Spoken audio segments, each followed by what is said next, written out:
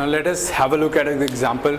इसके अंदर जो आपको स्फेरिकल कंडक्टर्स बताए थे, और सॉरी स्फेरिकल कैपेसिटर्स बताए थे, उसकी एक एप्लीकेशन है।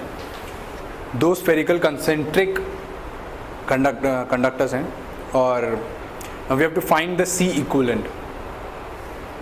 In the first case, the inner is given a charge, the inner shell is given a charge Q and the outer is earthed। इसका मतलब कि इनर वाले को पॉजिटिव Q चार्ज दे दिया और बाहर वाला पार्ट अर्थ कर दिया।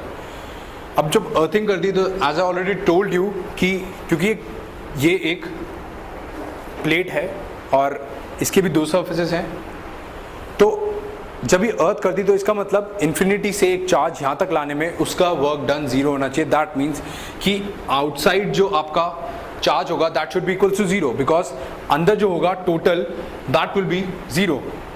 यहाँ पर अगर Q है तो यहाँ पे माइनस Q है और बाहर वाले चार्ज पे Q जीरो होगा। अगर यहाँ पे वैल्यू होती तो उसको वर्क डन करना पड़ता, क्योंकि बाहर इलेक्ट्रिक फील्ड एग्जिस्ट करती। अगर हम गॉसियन सरफेस बनाते हैं तो net charge enclose should be equals to zero. तो Q और माइनस Q यहाँ पर है और यहाँ पे जीरो है। नाउ अब जैसे मैंने आपको बताया था, क्योंकि ये Q और माइनस Q है तो एक तरह से ये एक कैपेसिटर की तरह बिहेव करेगा, राइट। अब यहाँ पे चार्ज, यहाँ पे जो आपका वो है पोटेंशियल, दिस इज जीरो और इन्फिनिटी पे भी जीरो होता है। तो इसका मतलब इस शेल के बीच में और इन्फिनिटी के बीच में जो आपकी कैपेसिटेंस होगी that will be zero, because in दोनों की पोटेंशियल सेम है। अब जो कैपेसिटर बचा वो कैपेसिटर कौन सा बचा, इन दोनों शेल्स के बीच में। तो इन दोनों शेल्स के बीच में इसकी वैल्यू मैंने आपको पहले भी डिराइव करवा चुका हूँ कि कैपेसिटेंस की वैल्यू होती है 4πε0 AB upon B minus A। तो ये आप डायरेक्टली लिख सकते हैं। अब in the second part, the outer is given a charge Q and the inner is earthed. इसका मतलब अगर बाहर वाले के पास चार्ज Q है और अंदर वाला अर्थ कर दिया तो उस केस के अंदर हमको इक्विवेलेंट कैपेसिटेंस निकालनी है। नाउ लेट अस अज्यूम कि अंदर वाले इसके ऊपर Q चार्ज आता है, इसके अपोजिट यहाँ पर आएगा माइनस Q, और क्योंकि इसके ऊपर टोटल कैपिटल Q होना चाहिए इसलिए यहाँ पे Q प्लस स्मॉल q है। Alright, now the potential of this shell should be equals to zero. Alright, तो इसकी पोटेंशियल क्या है ये आपको पहले भी कैलकुलेट करा चुका हूँ, which is KQ upon B plus K small q upon A, this should be equals to zero. इससे आपकी स्मॉल q की वैल्यू आ जाएगी which will be minus AQ upon B। अब इस केस के अंदर क्या हो रहा है, जैसे मैंने आपको बताया था जब मैंने आपको फॉर्मूला डिराइव कराया था कैपेसिटेंस का, तो उसके अंदर ये चीज़ बताई थी कि अगर B इन्फिनिटी हो जाती है तो आपका जो C की कैपेसिटेंस की वैल्यू बचती है that capacitance is equals to 4πε0 into A।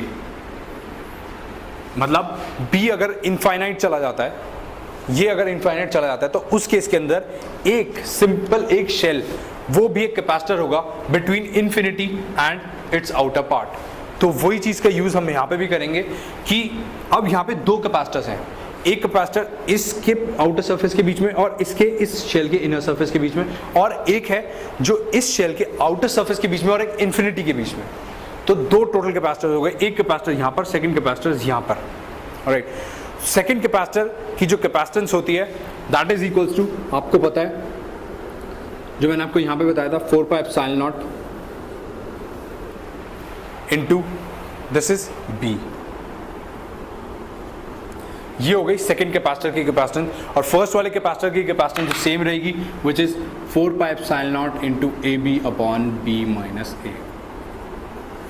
So this is C equivalent in the second case and this is C equivalent in the first case। आपके बुकलेट के अंदर इसको कैलकुलेट करने के 3-4 मेथड्स दे रखे हैं, but this is the simplest and one of the best methods. आपके जो भी क्वेश्चंस आएंगे आप डायरेक्टली इसी से सॉल्व कर सकते हैं। इन केस आपको अगर कन्फ्यूजन हो तो you can have a look at other methods also. अगर वो माइंड में रखेंगे तो हो सकता है कि अगर आप ये मेथड भूल जाएं, कुछ कन्फ्यूजन हो तो वो मेथड्स अप्लाई कर सकें। एक चीज़ अगर आप यहाँ पे नोट करें तो हमने जो C इक्विवेलेंट निकाला ये दोनों हमने ऐड कर दिए।